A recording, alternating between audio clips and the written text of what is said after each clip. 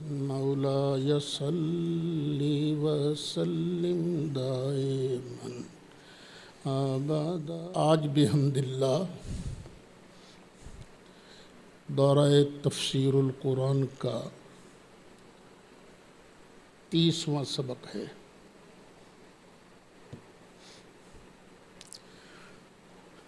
کچھ دنوں سے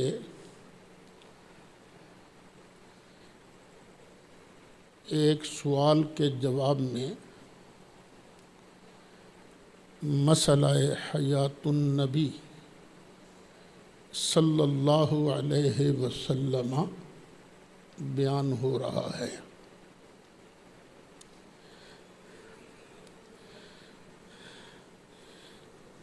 یہ ہم پہلے ہی واضح کر چکے ہیں کہ ہمارے اس درس میں ہر مسلک کا آدمی شریک ہو سکتا ہے۔ کسی کو کل کے سبق پر وہ اشکال ہو تو اس کا جواب بھی دیا جا سکتا ہے۔ آج ہی عصر کے قریب میرے اپنے ہی ایک اسٹوڈنٹ ہیں، وجیہ الحسن، حافظ وجیہ الحسن، ان کا ٹیلی فون آیا کہ ایک مشہور دیوبندی عالم ہیں، انہوں نے ایک نام نہاد متکلم اسلام کو خطاب کرتے ہوئے کہا کہ تمہیں پتہ شتہ ہے نہیں کسی چیز کا۔ میں ایک سوال چھوڑے جا رہا ہوں، اس کا جواب دو۔ مجھے پتہ نہیں اس سوال کا جواب جن کی طرف اشارہ کر رہے تھے انہوں نے دیا ہے کہ نہیں دیا۔ میں سوال کو دہرا دیتا ہوں، اس کا جواب ویسے پہلے بیان ہو چکا ہے۔ سوال یہ ہے کہ تم کہتے ہو نبی کریم علیہ السلام قبر انور میں زندہ ہیں۔ آپ کے وصال مقدس کے 3 دن بعد روح اقدس کے پرواز کر جانے کے 3 دن بعد نبی کریم علیہ السلام کو قبر انور میں دفن کیا گیا۔ تو کیا صحابہ نے پھر 3 دن تک ایک زندہ کو مردہ حالت میں رکھا؟ اور پھر کیا صحابہ کرام نے زندہ کو قبر کے اندر دفن کر دیا؟ یہ ہے سوال۔ میں نے وہ خود ویڈیو نہیں سنا، پتہ نہیں اب سوال مجھ تک صحیح پہنچایا گیا ہے یا کوئی سننے والے کو کوئی غلط فہمی ہے۔ بہرحال جو مجھے اس کا جواب سمجھ میں آتا ہے وہ میں عرض کر دیتا ہوں۔ وہ جب آیت کریمہ آئی تھی نا، کیف تکفرون باللہ وکنتم امواتا ثم احیاکم ثم یمیتکم ثم یحییکم ثم الیہ ترجعون، اس آیت مبارکہ کی تفسیر کرتے ہوئے میں نے بیان کیا تھا، ایک ہے یہ عالم دنیا، عالم دنیا میں ہم زندہ ہیں اور ہمیں ایک دوسرے کی زندگی محسوس ہو رہی ہے، ہم زندگی سمجھ رہے ہیں۔ جب آئے گا عالم آخرت تو وہاں بھی ہم زندہ ہوں گے اور وہاں کی زندگی بھی ہر ایک محسوس کر سکے گا۔ لیکن درمیان میں جو عالم برزخ کی زندگی ہے،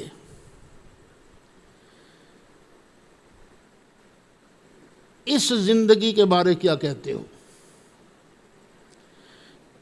اس کا ذکر تو اس آیت میں نہیں ہے، درمیان والی زندگی کا تو میں نے عرض کیا تھا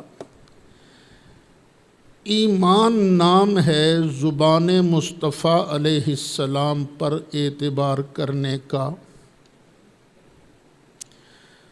چونکہ سرکار نے ہمیں فرمایا ہے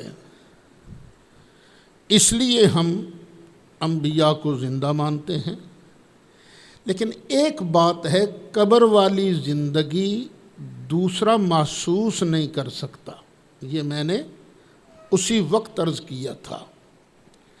ہے وہ بندہ زندہ لیکن قبر والی زندگی محسوس نہیں ہوتی انسانوں کو۔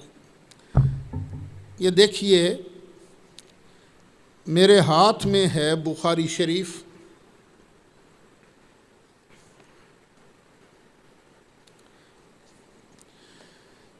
یہ بخاری شریف کا چیپٹر ہے باب کلام المیت علی الجنازہ،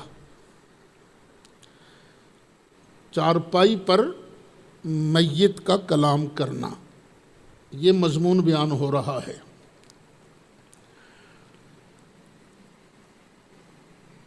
حضرت امام بخاری فرماتے ہیں حدثنا قتیبہ،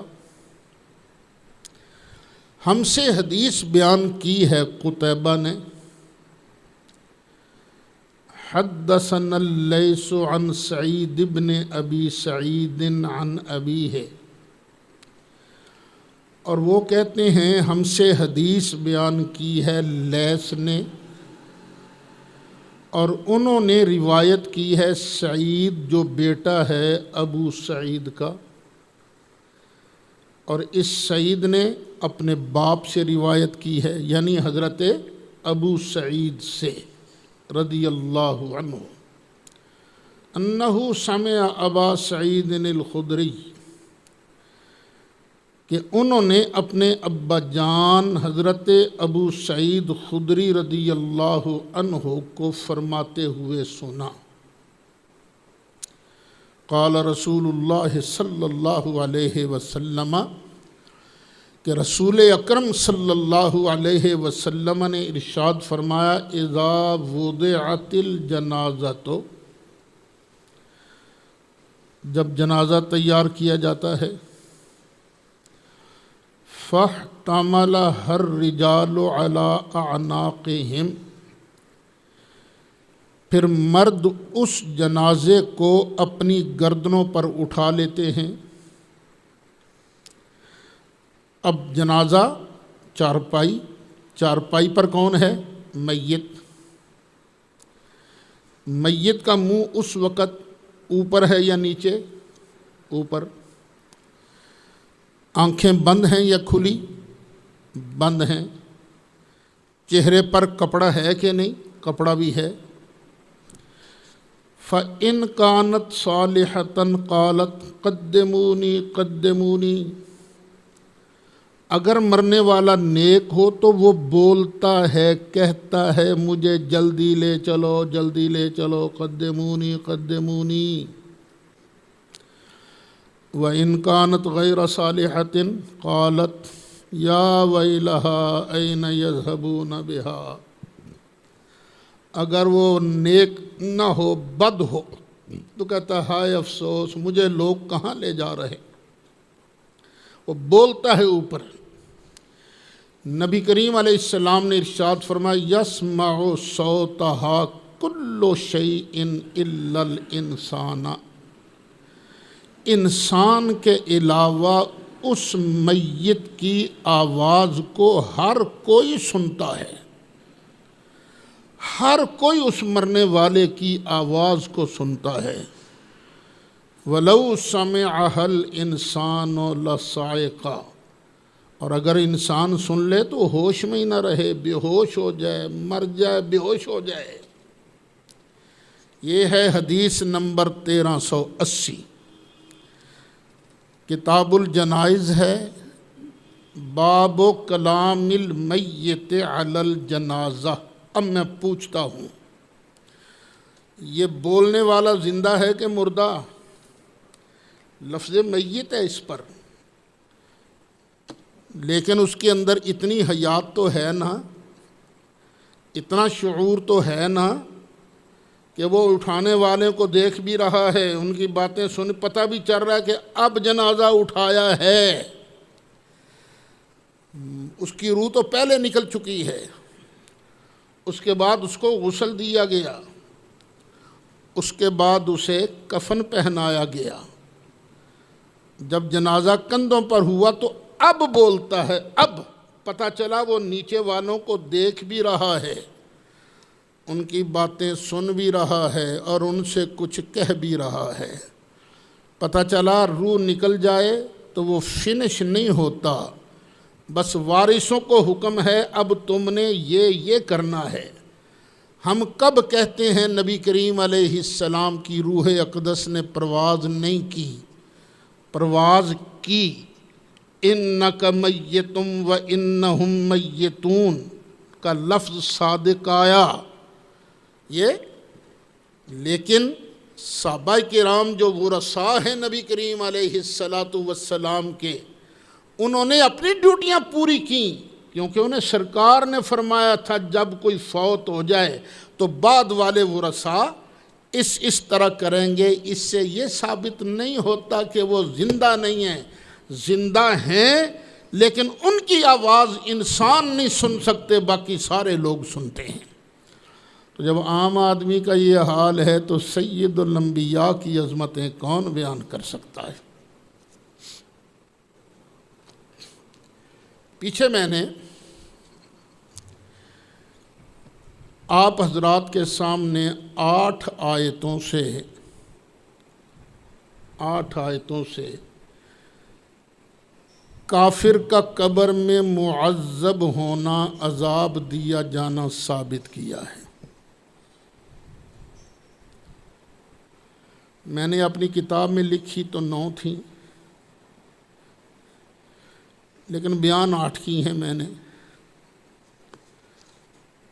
9ویں بھی سونی لو یار، پتہ نہیں دوبارہ بیان کرنے کا موقع ملے کہ نہ ملے، سن لو۔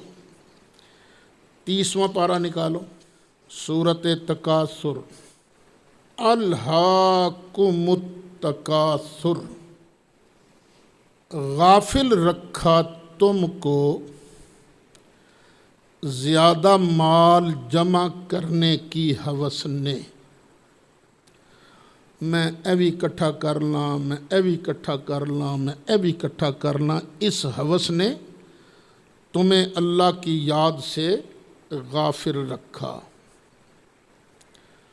حتیٰ زرتم المقابر، یہاں تک کہ تم نے قبروں کو دیکھ لیا، قبروں میں جا پہنچے۔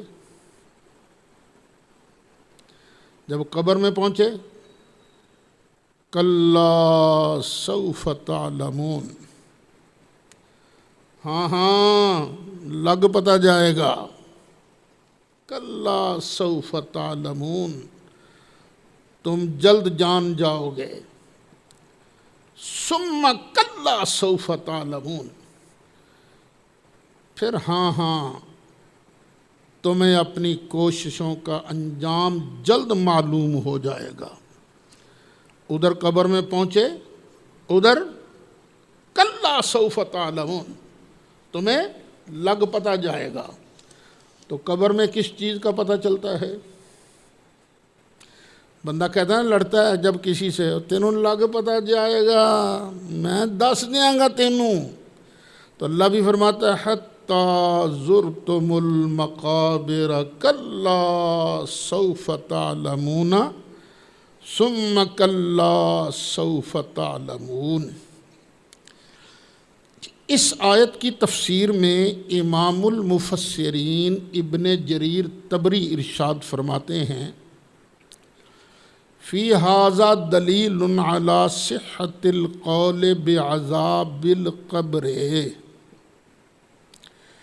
اس میں اس بات کی دلیل ہے کہ عذاب قبر کا قول بالکل صحیح ہے، یہ جو کہا جاتا ہے نا قبر میں عذاب ہوگا، یہ بالکل صحیح ہے۔ اوے بچوں، کسی کے کہنے میں آ کر نہ عذاب قبر کا انکار نہ کر بیٹھنا۔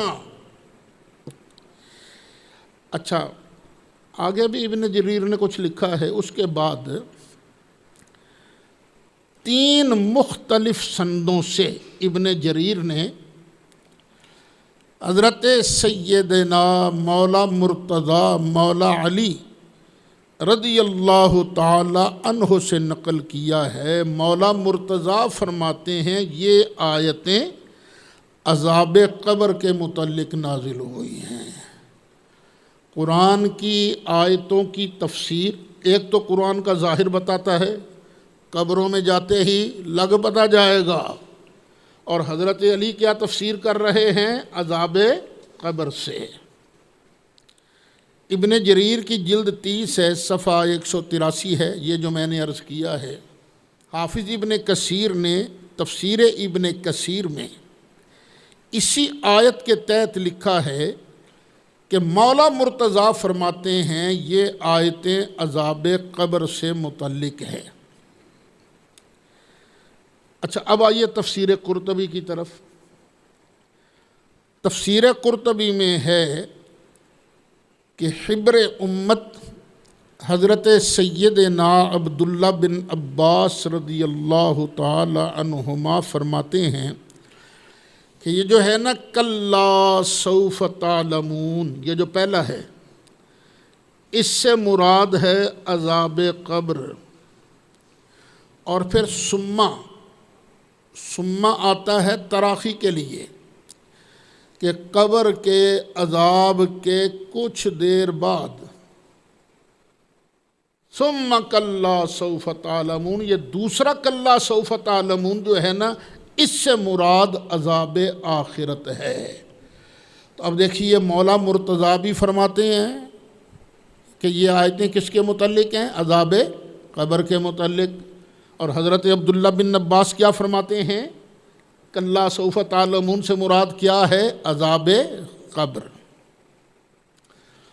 اب چلیے نکالیے دوسرا پارہ، سورہ بقرہ، آیت نمبر 154۔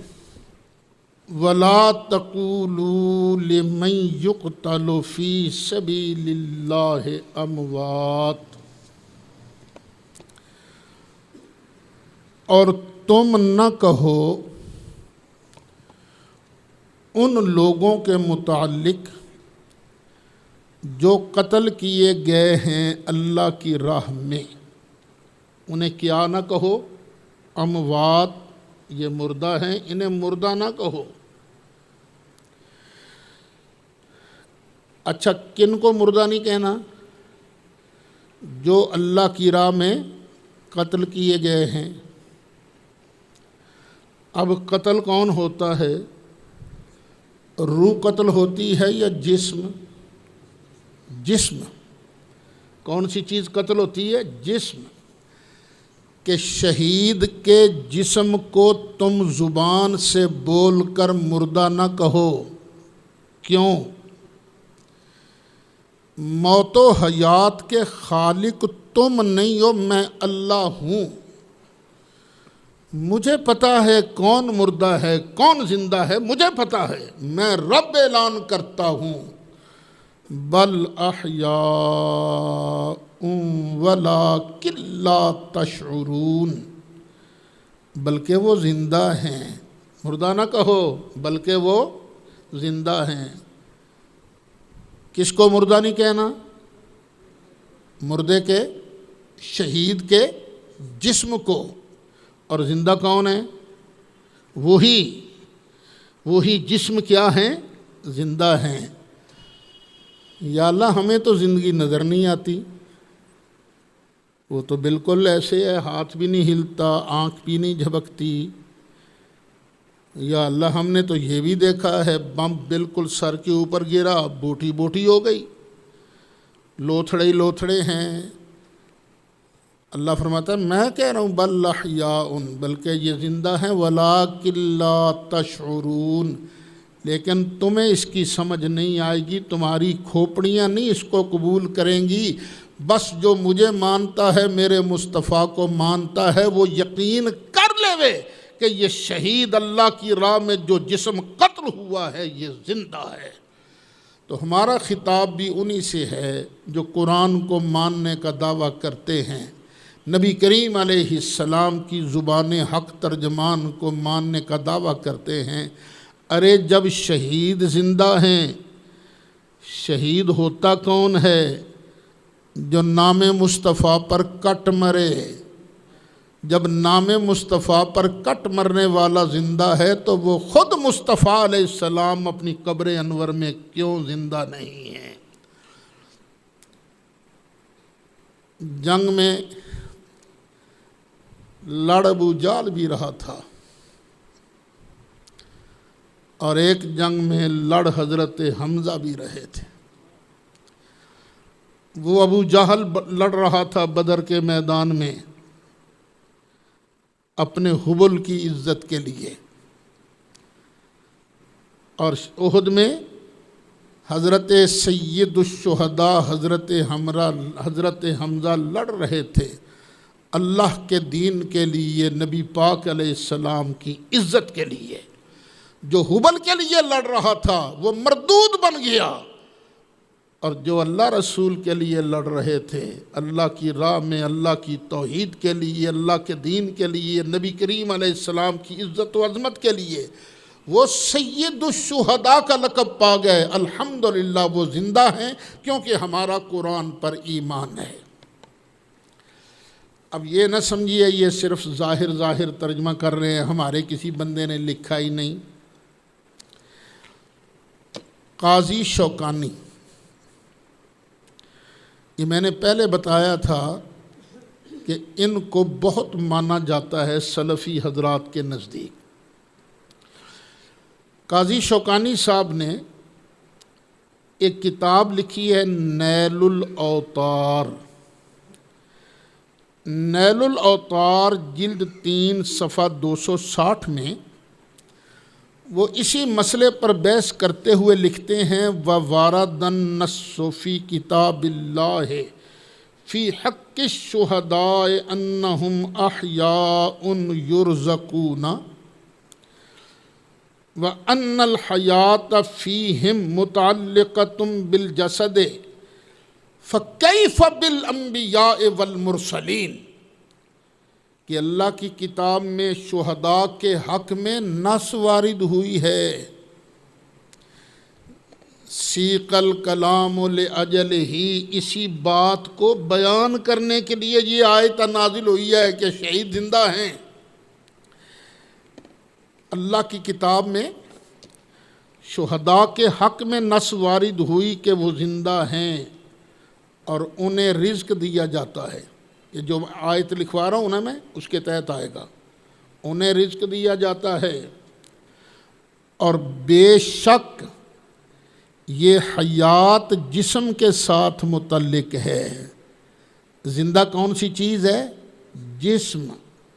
رزق بھی ان کا جسم کھا رہا ہے۔ جب شہداء کا جسم زندہ ہے تو انبیاء و مرسلین کے اجساد مطہرہ میں حیات کا کیا حال ہوگا؟ تو پھر اب محبت سے کہنا چاہیے نا، تو زندہ ہے واللہ، تو زندہ ہے واللہ، تو زندہ ہے واللہ، تو زندہ ہے واللہ، تو زندہ ہے واللہ، تو زندہ ہے واللہ، میری چشم عالم سے چھپ جانے والے۔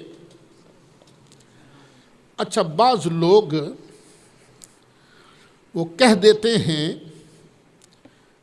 کہ شہداء کی ارواح زندہ ہیں، روحیں زندہ ہیں، جسم زندہ نہیں۔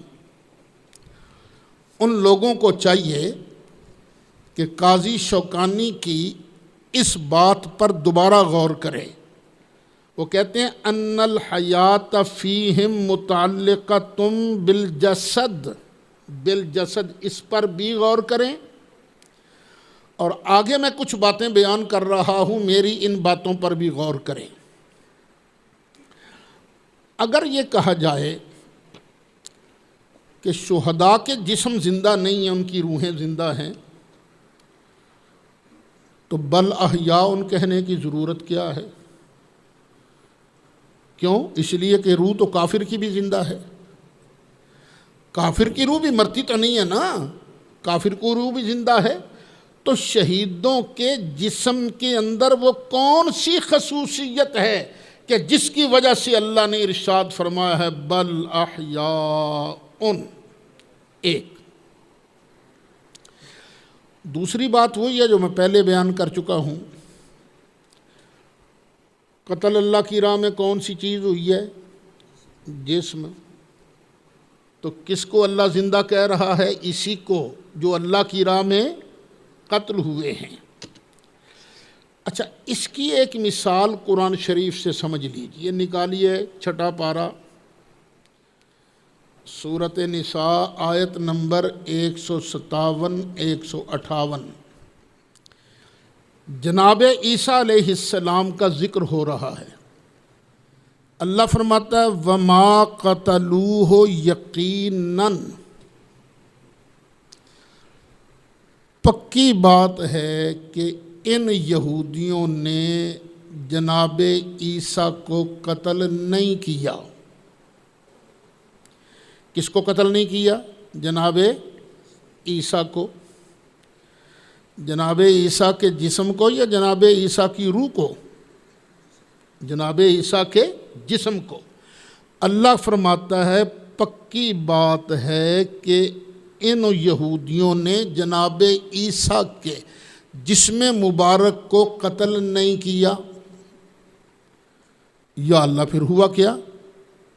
فرمایا بلکہ رفعہ اللہ الیہ، اس کو، کس کو؟ اسی جسم عیسیٰ کو، اسی جسم عیسیٰ کو اللہ نے اپنی طرف اٹھا لیا ہے۔ اب دیکھیے، مرزائیوں والی بولی نہ بولنا کہ اللہ نے ان کی روح کا رفع کیا تھا، نہ، قادیانی مت بننا، اہل سنت کے دائرے میں رہو۔ اور اہل سنت کے دائرے میں وہی ہوتا ہے جو اہل سنت والے سارے عقائد رکھتا ہے۔ اگر کسی ایک عقیدے میں بھی گڑبڑ ہو جائے تو سنیت سے خارج ہو جاتا ہے وہ۔ تو یہ نہ کہنا پھر کہ جی ہم سنی ہیں، نہیں، جناب عیسیٰ کے جسم کو پکی بات ہے یہودیوں نے قتل نہیں کیا، بلکہ اللہ نے جناب عیسیٰ کے جسم کو اوپر اٹھا لیا۔ اسی طرح نہ کہنا ان کے بارے جو اللہ کی راہ میں قتل ہوئے ہیں کہ یہ مردہ ہیں، کیوں؟ بل احیاء، بلکہ یہ جسم کیا ہیں؟ زندہ ہیں۔ چلیے جی اگلی آیت، چوتھا پارہ، سورۃ آل عمران، آیت نمبر 169۔ وَلَا تَحْسَبَنَّ الَّذِينَ قُتِلُوا فِي سَبِيلِ اللَّهِ أَمْوَاتًا۔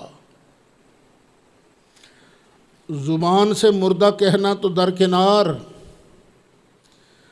خبردار ہرگز دل میں بھی خیال نہ کرنا ان لوگوں کے بارے میں جو اللہ کی راہ میں قتل کیے گئے، انہیں مردہ ہرگز سمجھنا بھی نہیں، دل میں خیال نہیں کرنا ہمیں تو ان کی ہڈی نظر نہیں آ رہی، ہمیں تو ان کی بوٹی نظر نہیں آ رہی، چلو زبان سے تو کہہ نہیں سکتے مردہ، چلو دل میں ہی مردہ سمجھ۔ اللہ کہتا ہے نا، خبردار، تمہیں کیا پتا۔ آج دیکھیں نا، 40-50 سال کے اندر ایسی چیزیں سامنے آئی ہیں جو پہلے کبھی لوگوں نے دیکھی نہیں تھی، اور ابھی پتہ نہیں کتنی چیزیں دیکھیں گے۔ اور اللہ فرما رہا ہے جو خالق کائنات ہے، فرماتا نا، دل میں بھی ان کو مردہ نہ سمجھنا، بل احیاء، بلکہ یہ کیا ہیں؟ زندہ ہیں، عند ربہم، عند ربہم، یہ میں آگے تفصیل بیان کروں گا، اپنے رب کے پیارے ہیں۔ یہاں اندہ کا معنی کیا ہے؟ اپنے رب کے پیارے ہیں، رب کو مقبول ہیں، قبول ہیں یہ۔ یرزقون، یہ رزق بھی دیے جاتے ہیں، یہ زندہ ہیں، رب کے پیارے ہیں، انہیں رزق بھی دیا جاتا ہے۔ فرحین بما آتاہم اللہ من فضلہ، جو اللہ نے ان کو اپنے فضل سے دیا ہے اس پر خوش ہو رہے ہیں،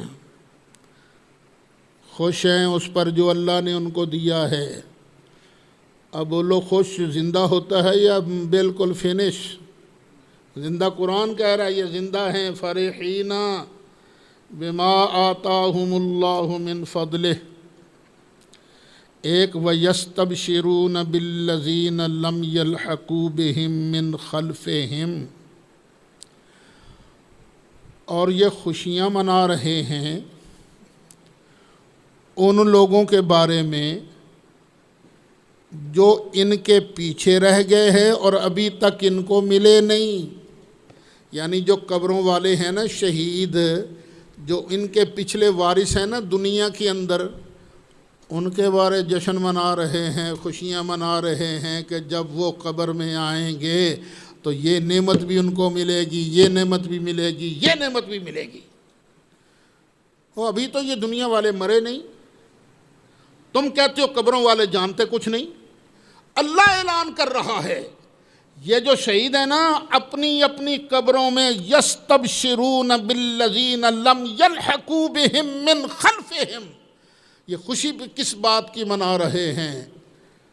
کہ ان کا خاتمہ ہوگا ایمان پر، پتہ ہے اس کا بھی، اور کہہ رہے ہیں اللہ خوف علیہم ولا هم یحزنون، کہ یہ جب آئیں گے نا تو ان پر بھی کوئی خوف نہیں ہوگا، نہ یہ غمگین ہوں گے۔ اب بتایا جائے جب شہیدوں کی یہ شان ہے تو انبیاء و مرسلین کی کیا شان ہوگی۔ یہ جو لفظ ہے نا عند ربہم یرزقون، اب اس کو ذرا اچھی طرح سمجھ لیجیے۔ میں نے ترجمہ کیا کیا تھا؟ رب کے پیارے ہیں۔ تو کئی لوگ کہتے ہیں ہاں جی زندہ تے ہیں نا، پر عند ربہم اپنے رب دے کول، رب نے کوئی وکھرا کوٹھا پایا ہے؟ کون سی جگہ ہے جو رب کے علم میں نہیں، رب کی گرفت میں نہیں ہے؟ کون سی جگہ ہے؟ تو عندہ یہاں مکان کے لیے نہیں ہے، میں اپنی طرف سے نہیں کہتا، یہ امام قرطبی فرماتے ہیں عند ربہم، یہ جو لفظ ہے نا یہاں مضاف محذوف ہے۔ ایک لفظ ہے جو لفظ رب کی طرف مضاف ہو رہا ہے، اور وہ لفظ ہے عند کرامت ربہم، اور یہ جو ہے نا عندہ، یہ غایت قرب کا تقاضا کرتا ہے کہ یہ اللہ کے بڑے مقرب ہیں۔ یہ جو عندہ ہے نا، عندہ لدا کی طرح ہے، ایک لفظ ہے لدا، لدا کی طرح ہے۔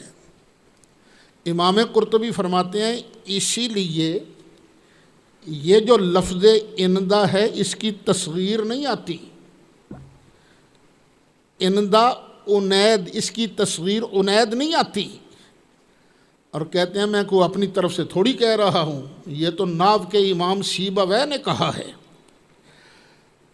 معلوم ہوا امام قرطبی فرماتے ہیں فَهَذِهِ عِنْدِيَّةُ الْكَرَامَةِ لَا عِنْدِيَّةُ الْمَسَافَةِ وَالْقُرْبِ، کہ یہاں عندہ کرامت کے معنی میں ہے، مسافت کے معنی میں نہیں ہے۔ یہ امام قرطبی نے لکھا، حوالہ دیکھنا ہو تفسیر قرطبی جلد 4 صفحہ 272 ہے یا 73، اسی آیت کے تحت لکھا ہے انہوں نے۔ اچھا، ایک بڑی مشہور تفسیر ہے، تفسیر روح المعانی، سید محمود آلوسی بغدادی رحمۃ اللہ علیہ، بڑی معروف تفسیر ہے ان کی روح المعانی، اور بڑے بڑے مفسرین بعد والے اس کے حوالے دیتے ہیں۔ وہ بھی لکھتے ہیں جلد 4 صفحہ 122 میں کہ اندہ یہاں قرب مکانی کے لیے نہیں، کیونکہ یہ معنی مراد لینا محال ہے کہ جگہ کے اعتبار سے اللہ کے قریب ہے، اللہ تو ہر کسی کے قریب ہے، تو یہ قرب مکانی کے لیے نہیں ہے۔ نہ ہی یہاں اندہ علم اور حکم کے معنی میں ہے۔ بعض اوقات لفظ اندہ جو آتا ہے نا، تو علم اور حکم کے معنی میں آتا ھذا عند ابی حنیفہ تھا، امام ابو حنیفہ کے نزدیک یہ مسئلہ ہے، یعنی امام ابو حنیفہ اس مسئلے میں یہ حکم لگاتے ہیں۔ ھذا عند الشافعی، امام شافعی کے نزدیک یہ ہے۔ یہاں نزدیک کا معنی کیا ہے؟ امام شافعی کا علم یہ کہتا ہے، وہ اس پر یہ حکم لگاتے ہیں۔ اس لیے یہ معنی موقع کے مناسب نہیں۔ علامہ آلوسی ارشاد فرماتے ہیں بلکہ اندہ یہاں تقرب اور بزرگی کے معنی میں ہے، یعنی شہداء جو ہیں وہ بلند مرتبے والے ہیں۔ شہداء کیا ہیں؟ بلند مرتبے والے ہیں۔ زندہ میں بھی ہوں، زندہ تم بھی ہو، زندہ مودی بھی ہے، زندہ وہ ٹرمپ بھی ہے، زندہ وہ سکھ پنڈت بھی ہیں۔ کیا سب اللہ کے ہاں برابر ہیں؟ اللہ کے علم میں سب ہیں، کوئی ایسا نہیں جو اللہ کے، لیکن مرتبہ ان کا اللہ کے ہاں برابر نہیں ہے۔ کوئی اللہ کو پیارا ہے، کوئی اللہ کے نزدیک پیارا نہیں ہے۔ تو اسی طرح عند ربہم کا معنی یہ ہے کہ وہ اپنے رب کو پیارے ہیں، اپنے رب کے مقبول ہیں۔ اچھا، پھر آگے علامہ آلوسی فرماتے ہیں بعض لوگوں کا خیال ہے کہ اس کا معنی اللہ تعالیٰ کے علم میں یہ کرنا زیادہ مناسب ہے، کیونکہ یہ جو ہے نا اللہ کے علم میں یہ معنی تحقق پر دلالت کرتا ہے۔ کیا مطلب؟ بل احیاء عند ربہم،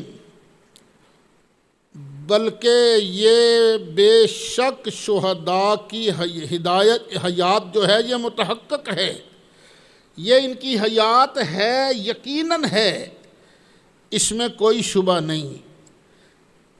علامہ آلوسی یہ سوال کرنے کے بعد جواب پتہ کیا دیتے ہیں؟ کہتے ہیں یار یہ تو دیکھو یہ مقام ہے کون سا؟ یہ مقام تو مقام مدح ہے نا۔ اللہ تعالیٰ تو شہیدوں کی مدح بیان کر رہا ہے نا، شہیدوں کی شان بیان کر رہا ہے نا، تو ترجمہ وہ کرو نا جو مقام مدح کے لائق ہو۔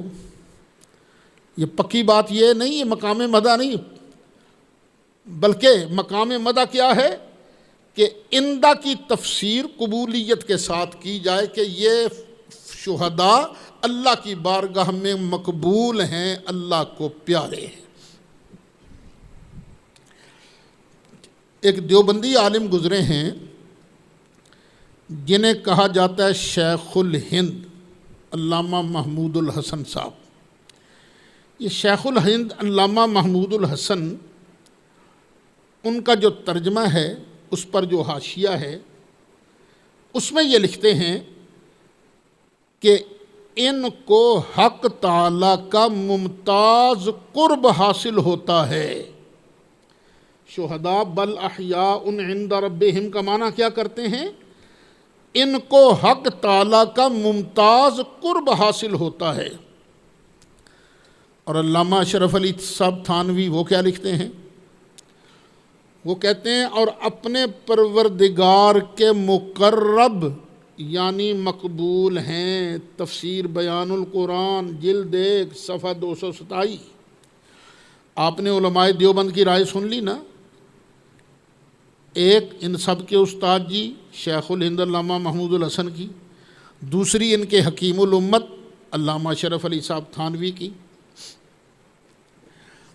اب ہم چاہتے ہیں کوئی یہ نہ کہے او جی دیوبندی مولویاں دی گل ہی کر دیں، نہ قرآن تو نہیں نہ ثابت کیتا۔ چلو اب میں قرآن سے ثابت کروں کہ اندہ کبھی کبھی پیارے کے معنی میں آتا ہے، مقبول کے معنی میں آتا ہے۔ دیکھو نکالو سورۃ آل عمران 3 پارہ آیت نمبر 19، ان الدین عند اللہ الاسلام،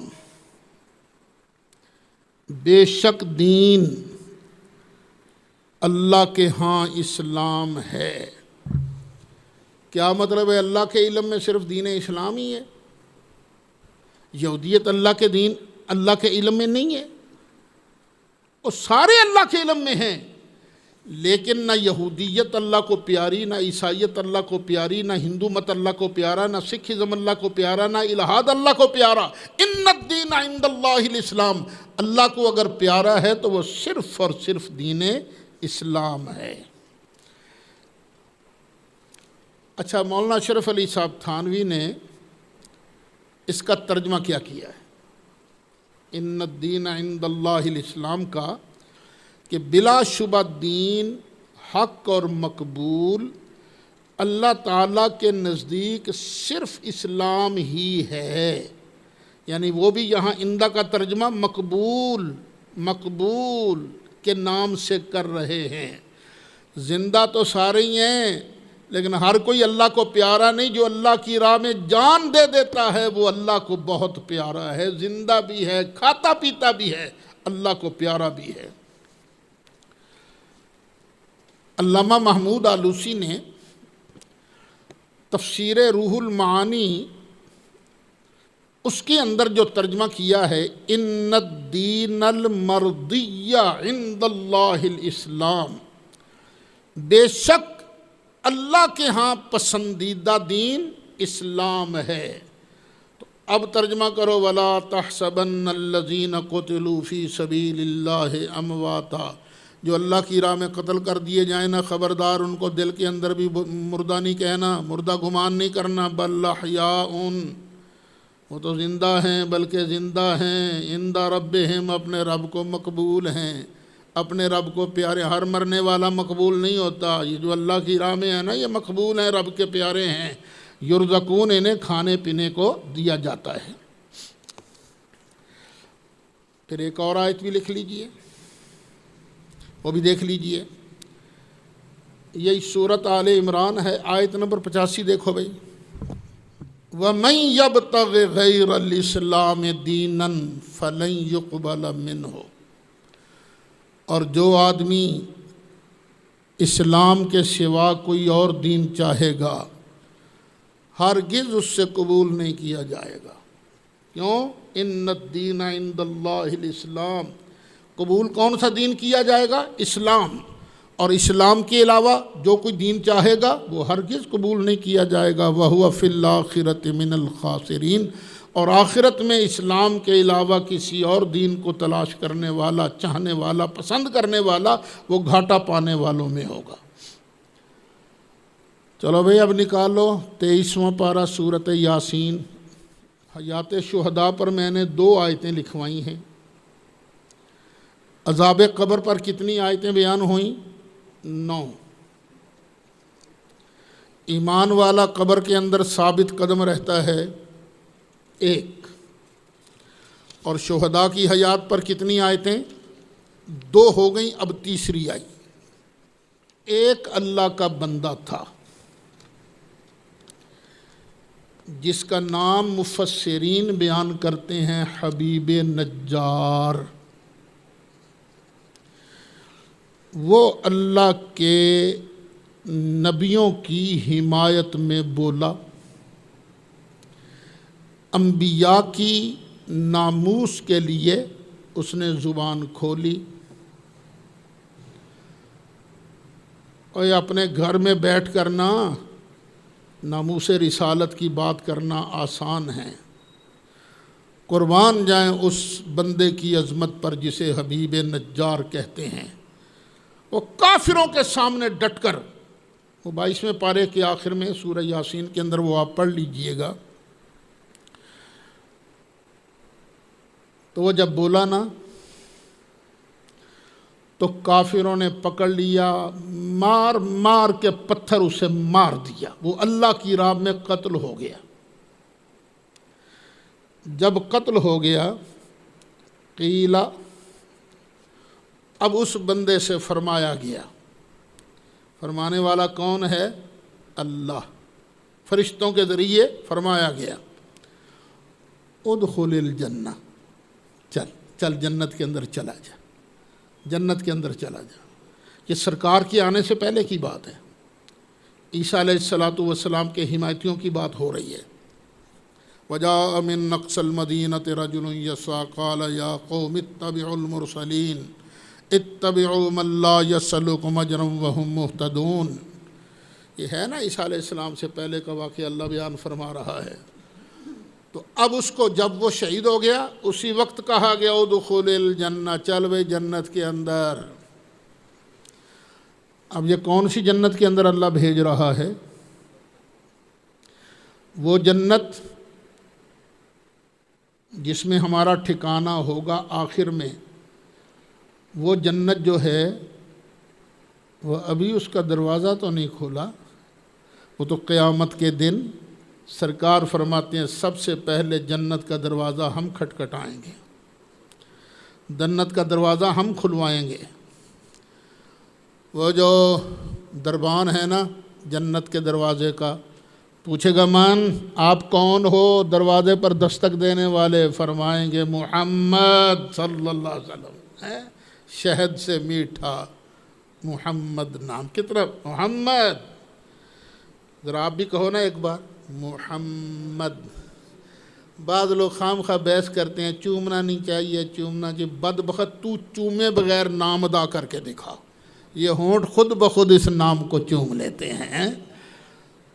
سرکار فرمائیں گے ہم کہیں گے محمد، میں محمد ہوں۔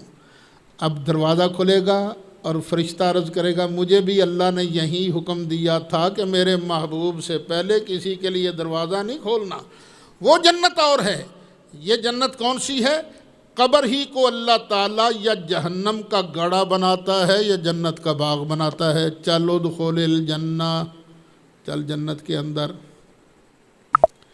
قالا، جب وہ پہنچ گیا نا جنت کے اندر تو اب اس نے کہا یا لیت قومی یعلمون بما غفر لی ربی وجعلنی من المکرمین۔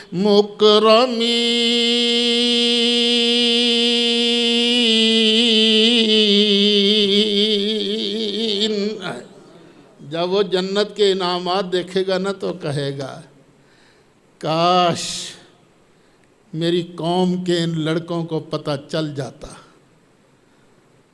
یہ جو قوم ہے نا میری جو آج مان نہیں رہی، کاش ان کو پتہ چل جاتا کہ اللہ تعالیٰ نے کس وجہ سے میری مغفرت کی،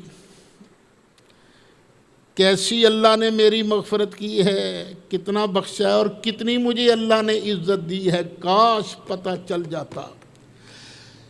مجھے ایک مرتبہ یہ 30 چک ہے نا یہ امی پر بنگلہ سے اڑے، کافی سال ہو گئے، 35 سال یا پتہ نہیں کتنے سال، وہاں وابیوں نے مجھے تھریٹ کیا تھا کہ اسی تینوں وٹے مار مار کے مار دیاں گے، تینوں یہ کر دیاں گے وہ کر دیاں گے۔ تو میں نے یہی آیت کوٹ کی تھی، میں نے کہا تھا اگر میں مر گیا نا سرکار کے ناموس کی خاطر پہرا دیتا ہوا تو میرے لیے اس سے بڑا اعزاز کیا ہوگا۔ جس طرح حبیب نجار نے کہا تھا نا، میں بھی اس وقت کہوں گا یا لیت قومی یعلمون بما غفر لی ربی وجعلنی من المکرمین۔ یا اللہ انہاں مولویاں نے اپنی جماعت دے منڈیاں نوں دسیا ہی نہیں تیرے نبیاں دی خاطر لڑن مڑن دا اجر کی ہے۔ یا اللہ انہاں مولویاں نوں پتہ ہی نہیں لگا تیرے محبوب دی شہزادی دی خاطر بولنا اے دا اجر کنے۔ قال یا لیت قومی یعلمون بما غفر لی ربی وجعلنی من المکرمین۔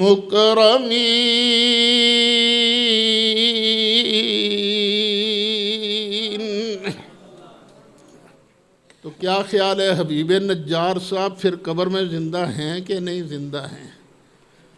اور نبیوں کی عظمت کے لیے، ان کی ناموس کے لیے مار کھانے والا، جان دینے والا وہ زندہ ہے، تو جو سب نبیوں کے سردار ہیں وہ خود کیوں نہیں زندہ؟ اچھا، تفسیر مظہری میں حضرت علامہ قاضی ثناء اللہ صاحب پانی پتی رحمۃ اللہ علیہ وہ بھی فرماتے ہیں کہ اللہ تعالیٰ نے تمام شہداء کی طرح نجار کا اکرام کرتے ہوئے جنت میں داخلہ کی اجازت دیتے ہوئے فرمایا ادخل الجنہ، جنت میں داخل ہو جا۔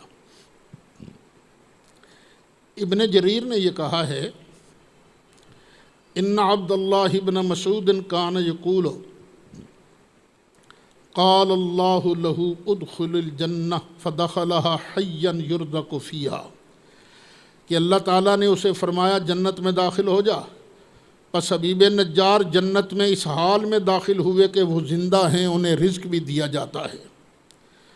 معالم التنزیل امام بغوی کی تفسیر، جنہیں محی السنہ کہا جاتا ہے، وہ فرماتے ہیں ادخلہ الجنۃ وہو حی فیہا یرزق، اللہ نے انہیں جنت میں داخل کیا، وہ زندہ ہیں اور انہیں رزق بھی ملتا ہے۔ یارو مودودی صاحب کو ہی اٹھا لو، تفہیم القرآن کے اندر لکھتے ہیں، حضرت قتادہ کہتے ہیں کہ اللہ نے اسی وقت اسے جنت میں داخل کر دیا اور وہ وہاں زندہ ہے، رزق پا رہا ہے۔ ارے جب حبیب نجار زندہ ہیں اپنی قبر میں، تو کیا خیال ہے ابو بکر صدیق زندہ نہیں ہیں؟ عمر فاروق زندہ نہیں ہیں؟ عثمان غنی زندہ نہیں ہیں؟ مولا مرتضیٰ زندہ نہیں ہیں؟ سیدہ طیبہ طاہرہ فاطمہ زہرا زندہ نہیں ہیں؟ امہات المومنین کیا یہ زندہ نہیں ہیں؟ ہماری مقدس مائیں حضرت عائشہ زندہ نہیں ہیں؟ حضرت خدیجۃ الکبریٰ زندہ نہیں ہیں؟ ارے حبیب نجار جب اپنی قبر میں زندہ ہیں تو صحابہ کرام بھی اپنی اپنی قبروں میں زندہ ہیں، اولیاء کاملین بھی زندہ ہیں، اللہ کے پیارے ہیں اور انہیں رزق بھی دیا جاتا ہے۔ اس مسئلے کی تفصیلات تو بہت زیادہ ہیں، چلے پھر باقی کل سی ٹائم دیکھا تو وہ فنش ہو گیا۔ مولا یصلی وسلم دائماً ابدا علی